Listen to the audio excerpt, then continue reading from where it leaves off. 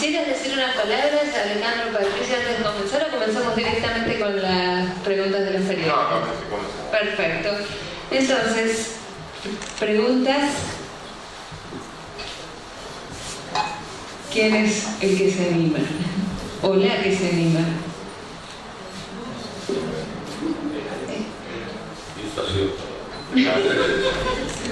La película dice todo.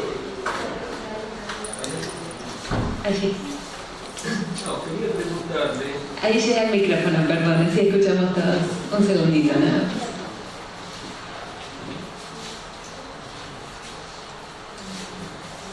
Buen día.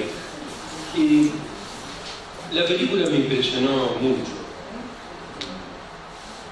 en general. Pero quería preguntarle acerca del protagonista principal, Aguada, acerca de su actitud. Me pareció melancólica, mucha locura, y costaba, digamos, esa desconexión que había entre el protagonista y la chica, que me pareció que era producto de toda una locura que había. Quería saber si esto estaba orientado en esa dirección o no. Sí. A ver, ¿cómo podría encarar el tema? Es una película, esta es una película que no tiene ni héroe ni siquiera llega a tener antihéroe. Podríamos tratarlo así, ¿no? Normalmente en una película lo que uno busca generalmente es que el personaje se gane la simpatía del público, por decir así, de entrada. Eso a veces uno, según la historia que uno cuente, ¿no?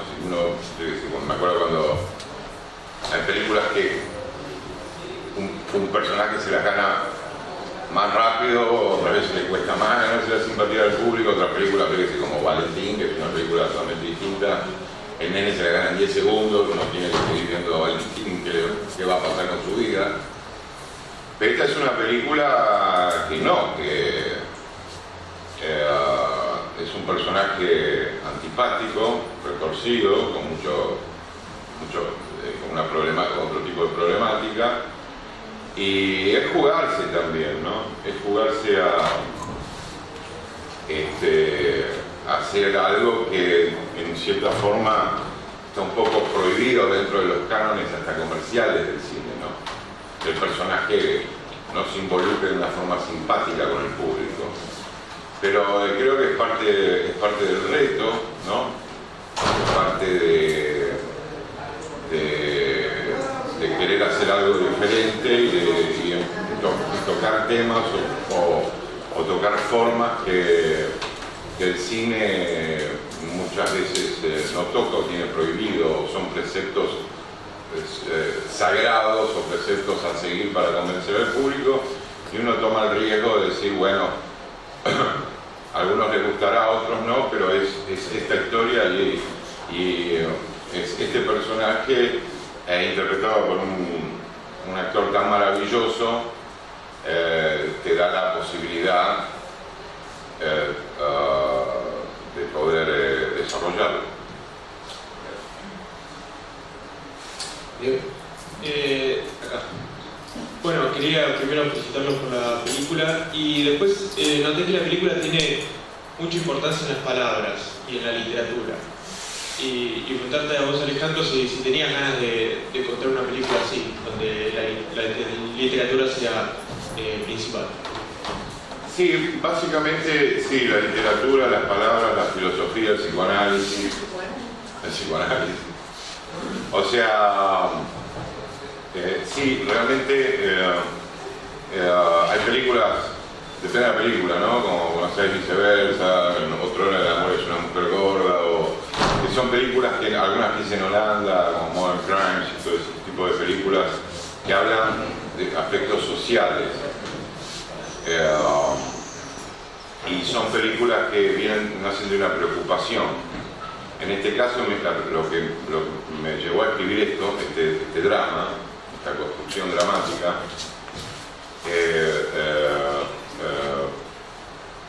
me sorprendió mucho a mi vuelta de Holanda,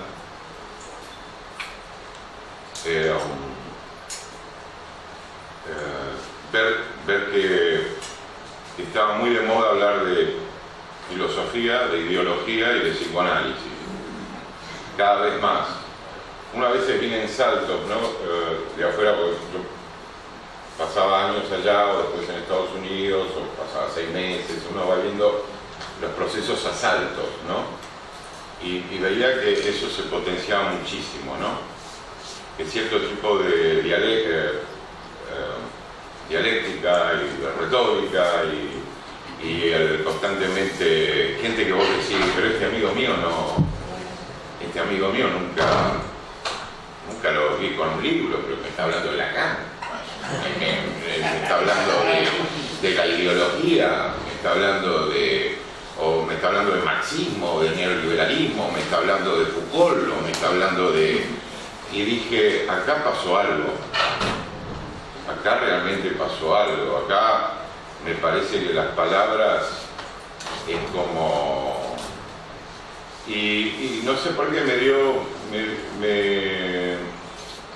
me hizo pensar en que muchas veces las palabras pueden vestir a alguien, ¿no? O sea, que hay como, puede también llegar a ser como hay una burguesía material, puede haber también una burguesía intelectual, ¿no? El que por ahí no se viste con ropa cara, pero mencionando 2 o 3 escritores ya pasa por, ¿no? Tipo que la maneja. Y ese tipo de parte miserable de la dialéctica me impulsó a no definir nada, porque la película no define nada. Además el personaje se da vuelta constantemente, parece inteligente, parece que está haciendo se está redimiendo, pero por el otro lado le sale cosas asquerosas, racismo, xenofobia, y esa clase de falta de consistencia, ¿no? Y gracias. Y cómo la palabra puede darnos la excusa de ser lo que queremos, ¿no? De cómo esa gente que realmente las usa demasiado, las abusa. Bueno, me impulsó a escribir este drama.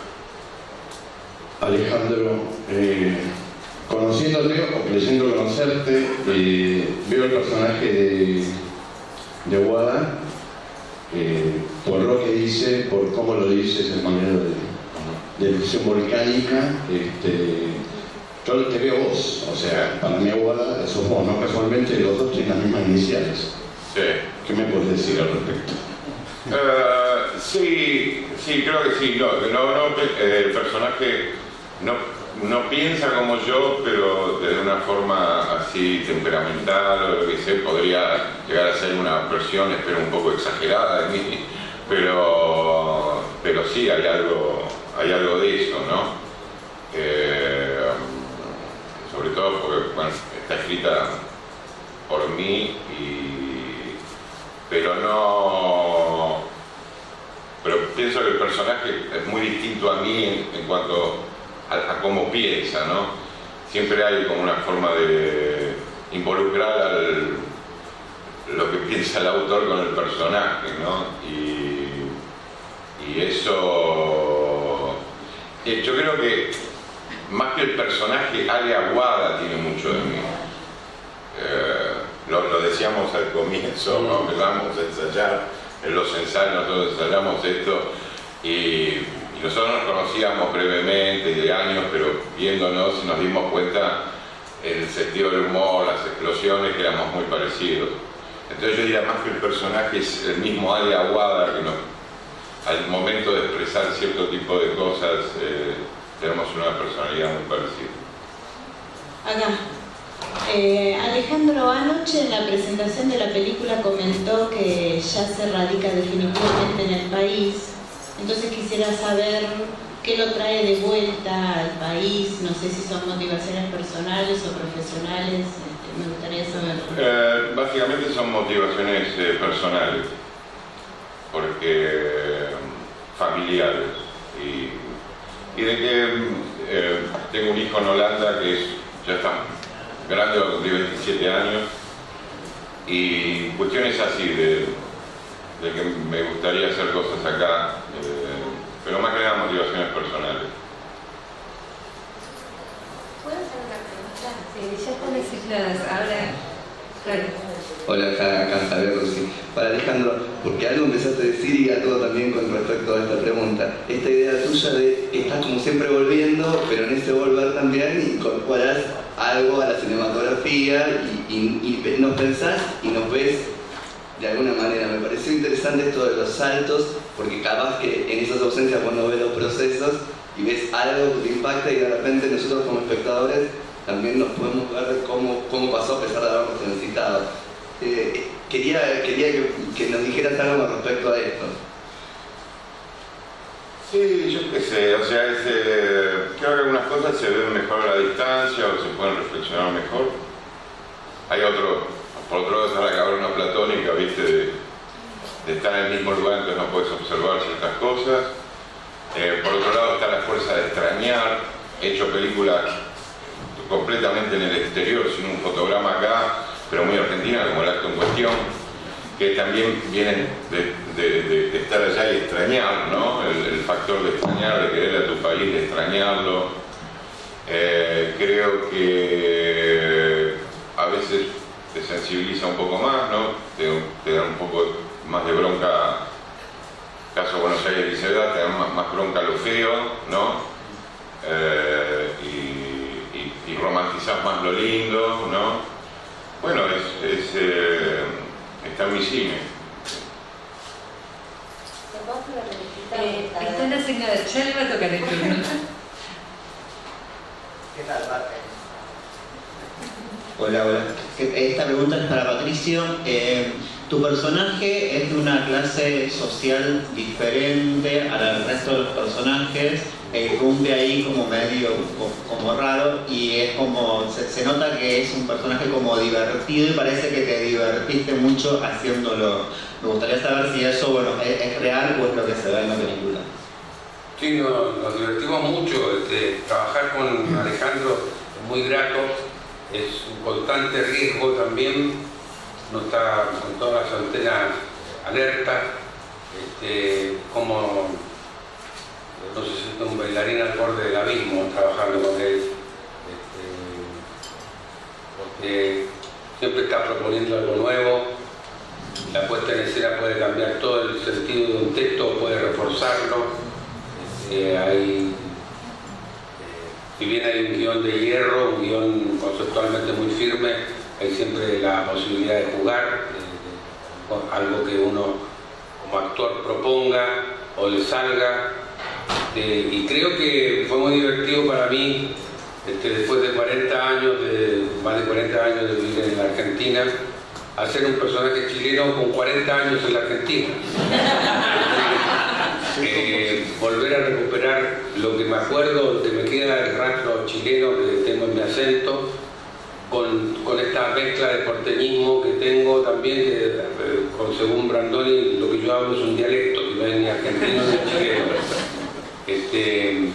Y bueno, fue divertido eso de escuchar con tonada chilena expresiones que te la Boliorí, reparto del marote, que son expresiones típicas porteñas venidas del italiano, y de repente con la pronunciación chilena creo que le agregó una cosa divertida que por lo menos yo en la intimidad la viví con mucho placer. Mónica Gavich de AM de Plata de Rosario. Bueno, la pregunta fundamental era la que hizo mi compañero aquí. Simplemente ahora quiero agradecer la película, pero también decir que Mecánica Popular, para los que tenemos algunos añitos, era todo un símbolo del anti-esnovismo, podríamos decir, ¿no? Me parece muy logrado el título de la película y la película en general. Quería preguntarte cómo llegaste a Mecánica Popular. Sí, Patricio, la pregunta era... Hay otra cosita, perdón. Creo que si hay un héroe en esta película es el personaje de Patricio. No, lo que quería decir, adelantándome a la respuesta de Alejandro con respecto a Mecánica Popular, yo creo que la película Mecánica Popular surgió de los tomos empastados, encuadernados que tiene Alejandro de Mecánica Popular. Tengo la impresión que de ahí surge todo. Sí, esos tomos son míos, que yo tengo la Mecánica Popular. Y siempre la miraba en la biblioteca entre Aristóteles y Heidegger y Deleuze y Descartes, y digo, ¿qué hace esto acá, no? Hoy, como en la biblioteca tengo todo mezclado, y eso también incidió mucho en cómo nació esto, ¿no? Y sí, me encantó lo que dijiste, antinovista, y yo creo que bueno, que eso sí, eso es el motor, el personaje de Patricio, la situación en sí, cómo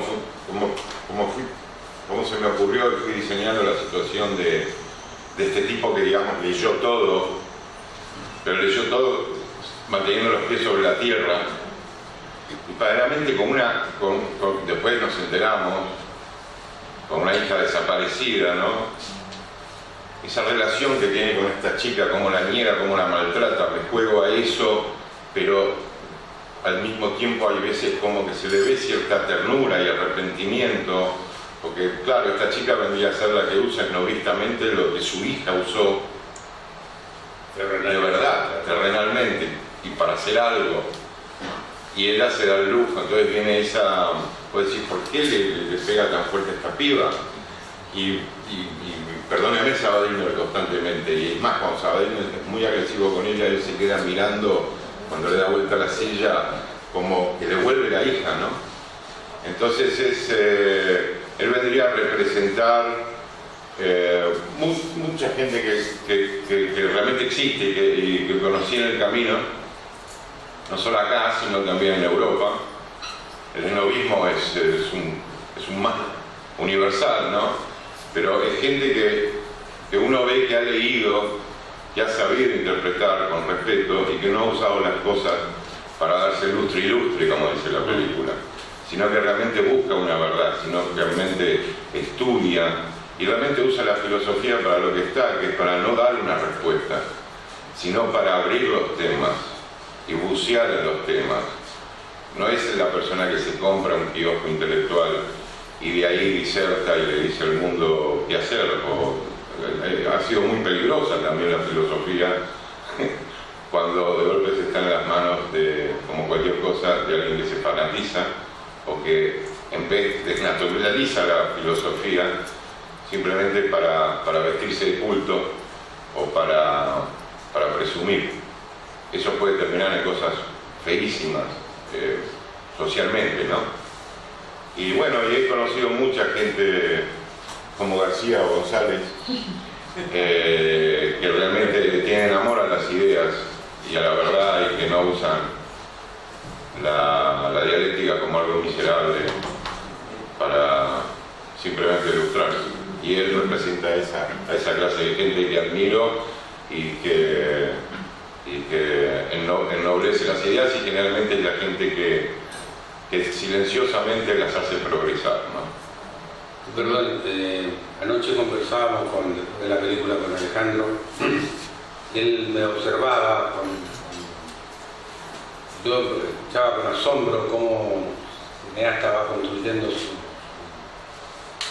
arquitectura, cómo va surgiendo la caligrafía, la escritura. Y observábamos y coincidíamos en que, y él intencionadamente llegó a esta conclusión o a esta manera de presentar al personaje del portero, de vigilancia García González, como una voz que surge del subsuelo, como una voz que está sumergida. En la película el personaje se presenta con un audio en off, la presencia de él física es apenas vislumbrada, fugaz, es una voz básicamente, hasta que se va descubriendo una voz detrás de la puerta, una voz que surge un encaminar de espaldas, una voz que surge en off y termina también en off. Los últimos textos de la película son de González García, ahora el doble apellido. Es un texto de él, digamos, muy doloroso, muy referido a su tragedia personal, de alguien sumergido, y yo creo que eso es lo que representa este personaje que ha querido rescatar Alejandro, que es la voz de los hombres. Bueno, espero que el Alzheimer me deje preguntar bien, no como me pasó recién, que se me chispoteó una vez. Para Patricio, ¿cuánto hubo de tu aporte personal al personaje, de improvisación, y cuánto de sometimiento a la dirección de Agresti, a mejores cosas que no te parecían que eran así? No, lo del lenguaje chileno, yo creo que una vez que Alejandro me eligió, yo me sentí muy halagado que me haya elegido para este personaje. Yo creo que de ahí surgió la idea de incorporarle mi condición de chileno, no acertada. No es raro ver en Buenos Aires inmigrantes de hace 40 años que por razones políticas o económicas vinieron a la Argentina, inmigrantes de países vecinos como los chilenos. Se incorporó esa condición mía de chileno y yo, por supuesto, de repente buscando equivalentes de expresiones típicas chilenas, le fui incorporando, y algunas quedaron, algunas le provocaban muchas gracias a Alejandro, me parecían aciertos, otras no, otras dramáticamente no funcionaban, pero básicamente la aprobación está determinada por él. Uno va tirando, eso es lo rico de jugar como actor con Alejandro, uno propone y él va seleccionando lo que uno quiere que observe, ¿no? Tenemos tiempo para la última pregunta. Alejandro, ¿cómo estás? Ahí volvió. Uno te intuye obsesivo y riguroso a la hora de delinear historias, personajes en tu película, y especialmente en Mecánica Popular. A ver, ya pregunto. Habla vos, tu conciencia. Póngase de acuerdo. Uno te conoce obsesivo y riguroso a la hora de trabajar personajes e historias en tus películas, y en Mecánica Popular se nota especialmente eso. La pregunta ¿es el film que más vueltas le diste hasta encontrar el tono que querías a la historia? Y si no lo fue, ¿cuál de ellos es el que más te llevó a trabajar cada detalle hasta encontrar lo que vos querías hacer? No, te diría que ahora tendría que pensar mucho, pero pienso que todos más o menos han pasado por la misma cantidad de trabajo, ¿no? Sí, lo que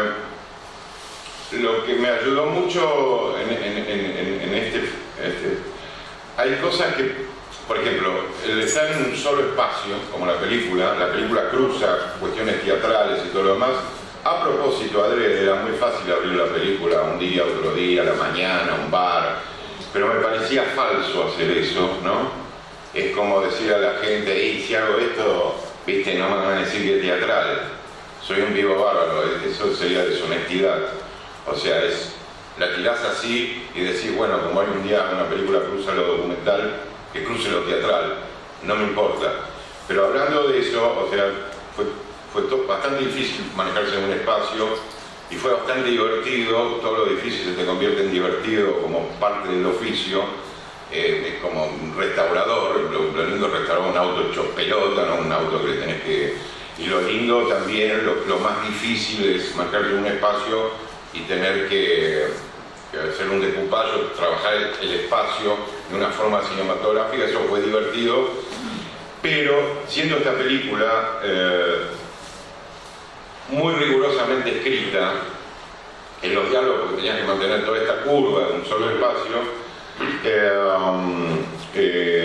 digamos que a ese trabajo que vos te referís tuvo un trabajo previo en el guión mucho más fuerte que otras películas, porque vos sabías, la película está filmada en 17 días y de noche. No quise filmarla de día, salvo las escenas de Vito Toretti,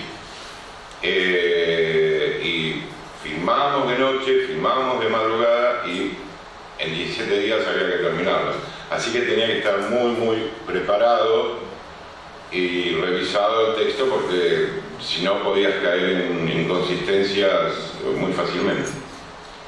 Alejandro Agresti, Patricia Contreras, muchas gracias por este momento.